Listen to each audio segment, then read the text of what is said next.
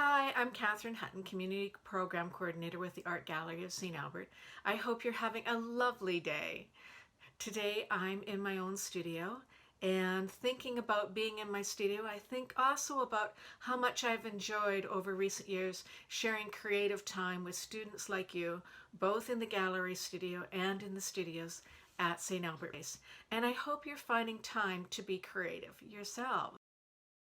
And that's one of the things I would like to share with you is the importance of creating time for yourself to be creative.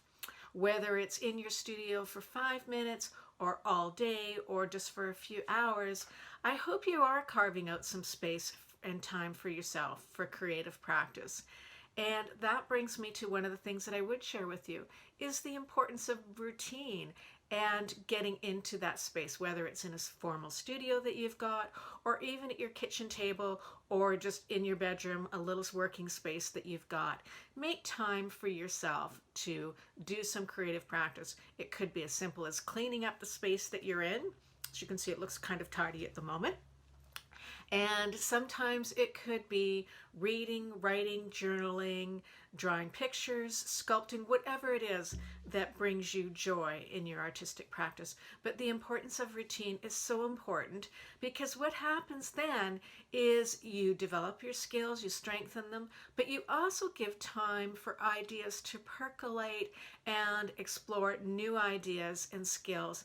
And for me, I think that's one of the most important things is strengthening your skills and developing new ones, and they will slowly come together over time.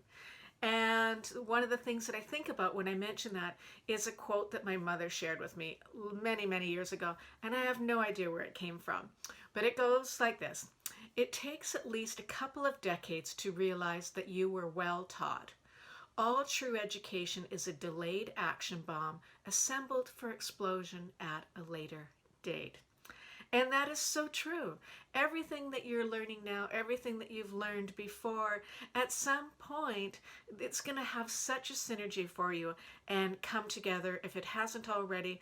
But over the years in front of you, you will discover wonderful moments personally and creatively, as I have, and I hope you find the same experience.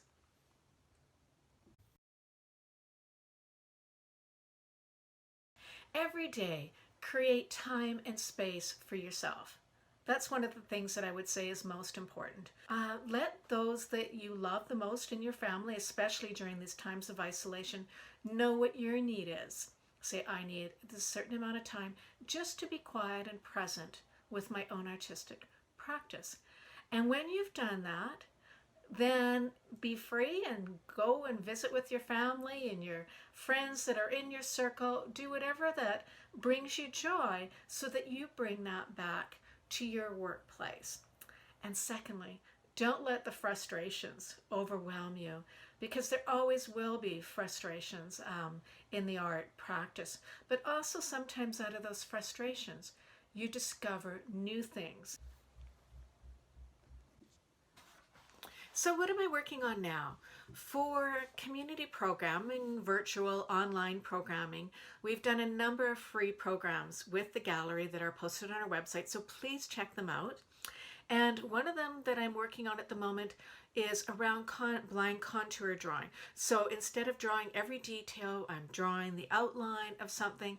And I've picked an image of a tree that I've looked up for a number of years that is in my environment that I really take comfort, and it brings me much happiness to look at it. And particularly as I see the birds fly up to the tree, sit in the tree, and fly away. So I've been looking at it, and I'm sharing that with you. And it'll be a video showing some of the contour drawing. So this is a still image of one of the first pieces that I had done with it. So the tree is set on a creek, and with that you can see I've drawn all around, and it's almost kind of like a very meditative practice with blind contour drawing.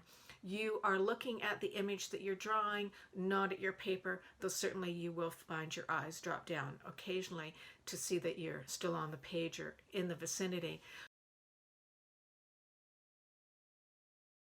Having fun in art, for me personally, is a lot about mark making. I like working with a variety of textures and marks, and sometimes I work in a fair bit of color, but most times I work within a very limited palette. One of the reasons that I do that is I really like to have the marks and the mark making at the forefront of what I'm working on. And one of the things I really like working in is monoprints. And so then I get a chance to cover a plate with ink, either one color or a variety of colors, and drawing through it. And sometimes it's just from doing little detailed sketches and prints. For example, here what I've done is I've taken an actual leaf, laid it down over my plate, and drawn around it. And then I've taken the leaf off and drawn around that shape and into the leaf and printed it.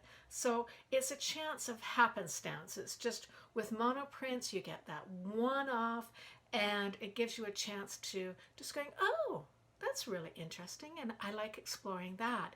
And the things with monoprints that are really nice is you can use them singularly, or you can use them for a collage, you can use them as a multiples. But what I've done with it is I've gotten a series of 12 squares of handmade paper that I've used.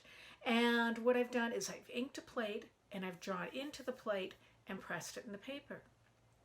Some of the other times what I've done is I have taken the plate and I've inked it, and then I lay my paper over top of the inked plate with the right side in contact with the ink surface. And then on the back side of the paper is I've taken a blunt pencil and drawn through it so that I get this really rough texture print of drawing. Like on this box, you can see a close-up of what one of the shapes were done.